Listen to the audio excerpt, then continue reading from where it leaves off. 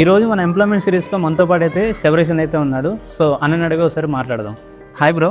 Hi bro మీరైతే ఏం work చేసుకో సార్ చెప్తారా? బ్రో, నేను ఐటీ ఫీల్డ్లో చేస్తున్నాను. అరౌండ్ 5 years నుండి జాబ్ చేస్తున్నా. ఫ్రెషర్స్కి నువ్వేం సజెషన్ ఇస్తావు జాబ్ కోసం? ఫ్రెషర్స్కి స్కిల్స్ నేర్చుకోవడం ఎంత ఇంపార్టెంటో నెట్వర్క్ కూడా బిల్డ్ చేసుకోవాలి. ఎగ్జాంపుల్, ఫస్ట్ ఈ కంపెనీలో ఓపెనింగ్స్ పడ్డాయంటే ఇంటర్నల్గా రిక్వైర్మెంట్ అయిపోతుంది.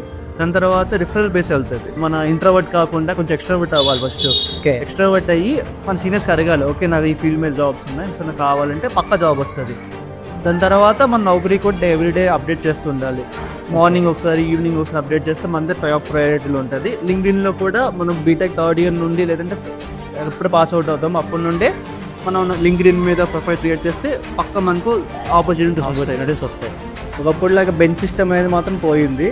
ఒకప్పుడులో మనకు ప్రాజెక్ట్ లేకపోతే ఒక 6 months 1 year బెంచ్ మీద ఉండేవాళ్ళు. ప్రెజెంట్ మాత్రం ఛాన్స్ అయితే లేదు, ఎమ్మడే తీసేస్తున్నారు. అది మాత్రం చాలా కంపెనీస్ అప్డేట్ అయ్యి ఉన్నాయి. మీరు అనుకున్న పెద్ద పెద్ద కంపెనీస్ కూడా అవి చేస్తున్నాయి.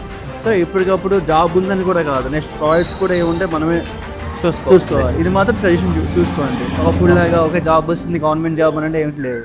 ఓకే, వాళ్ళు కూడా బిజినెస్ చేస్తారు. వాళ్ళకి బిజినెస్ లాభం లేకపోతే వాళ్ళు మనల్ని ఎందుకు ఉంచుకుంటారు చెప్పండి.